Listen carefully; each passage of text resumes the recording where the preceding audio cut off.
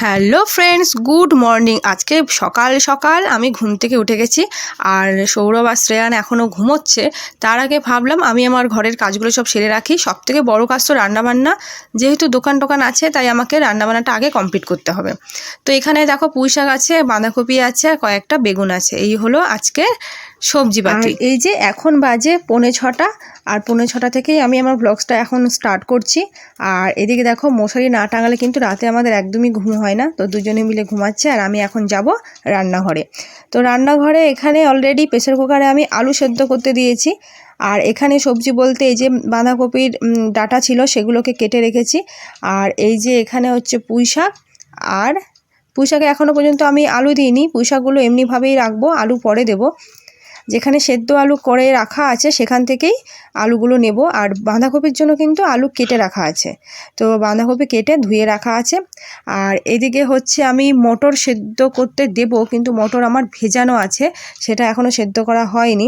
এই যে মটরটা আমি গতকাল রাত্রে ভিজিয়ে রেখেছি, তারপরে সব রান্নাবান্নাগুলো করে নেব। সব সময় তো আমি প্রত্যেকটা ব্লগে খুব বকবক করি, আজকে ভাবলাম তোমাদেরকে একটা গল্প শোনাই। তো সেই গল্পটা হচ্ছে শিক্ষামূলক গল্প। তো এটা কিন্তু সংগৃহীত, সেটা আমি আগেই বলে দিলাম, নিজে আমি কোনো গল্প অবশ্য বানাইনি। তো সেটাই আমি একটু তোমাদেরকে শোনাতে চাই, আর নীতিমূলক গল্পও বলতে পারো। চলো সেটা শুরু করি।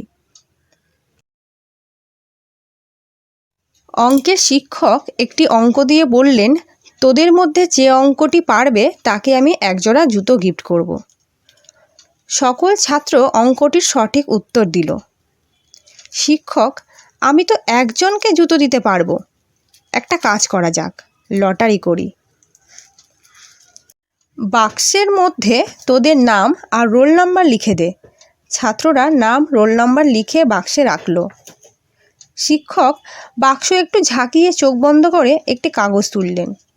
শিক্ষক বললেন, আমি কি নামটি পড়ব? ছাত্ররা একসঙ্গে বলল, পড়ুন স্যার। পুরো ক্লাস পিন ড্রপ সাইলেন্স, শুধু শ্বাস প্রশ্বাসের শব্দ।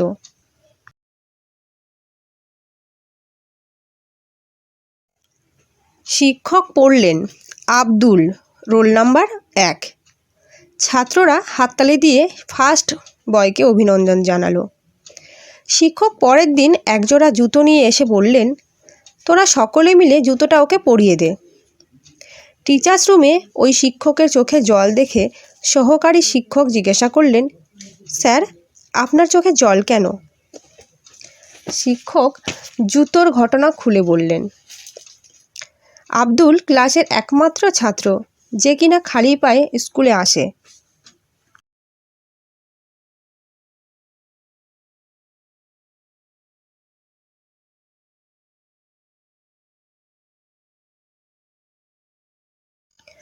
আমি ওর কথা চিন্তা করে কঠিন অঙ্ক দিলাম, সবাই অঙ্কটির সঠিক উত্তর দিল। সবচেয়ে অবাক লাগলো, লটারির বাক্স খুলে দেখি সকল ছাত্রই তাদের নিজ নিজ নাম না লিখে লিখেছিল আব্দুল, রোল নাম্বার 1, যাতে করে জুতো জোড়া আব্দুল পায়। সেই ছাত্রটি হলো APJ Abdul Kalam, former president of India.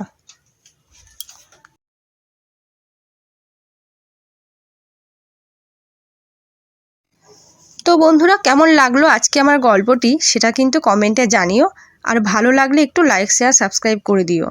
আজকের মতন এই পর্যন্তই। পরবর্তী আসবে আবার নতুন কোনো ভ্লগ, আর চেষ্টা করব নতুন কোনো গল্প নিয়ে আসার জন্য। Tata, by.